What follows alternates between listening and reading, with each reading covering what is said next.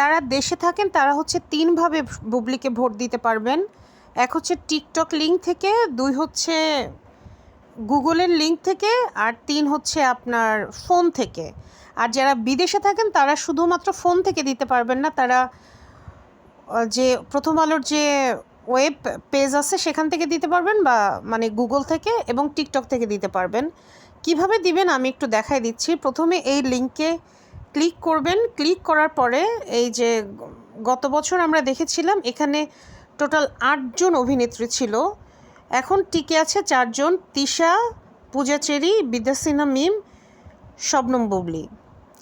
তো আপনারা ভোট দিতে হলে অবশ্যই আপনাদেরকে এখানে লগ ইন করতে হবে। টিকটক ভোটিং আছে, তারকা জরিপ, সমালোচক পুরস্কার, লগ ইন। এখানে লগ ইন দিয়ে আপনি আপনার ইমেল অ্যাড্রেস দিবেন, ইমেলের পাসওয়ার্ডটা দিবেন।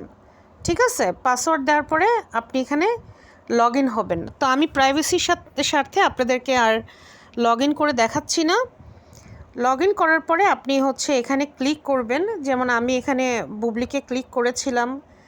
তারপরে আমি এখানে প্রিয়তমাতে শাকিব খান অনেক ভালো অভিনয় করছে, হলে গিয়ে দেখছি মুভিটা। আর এখানে আমি করলাম হচ্ছে আমার প্রিয় তটিনী, আমাদের বরিশালের মেয়ে, তো ওনাকে আমি করলাম।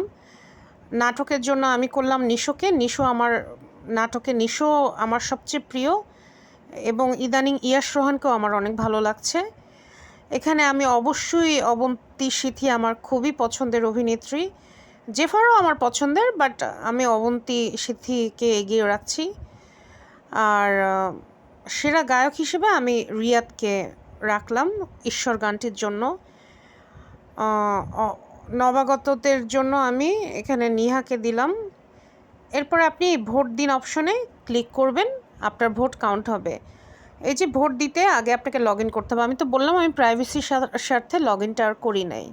ধন্যবাদ। যারা বিদেশে থাকেন তারা এইভাবে ভোট দিতে পারেন। আর যারা দেশে থাকেন তারা মোবাইলে কি টাইপ করতে হবে, MP স্পেস সম্ভবত 01, এরপরে মানে আমি ওটা তো পোস্ট দিয়েছি অলরেডি কিভাবে ফোন থেকে করবেন।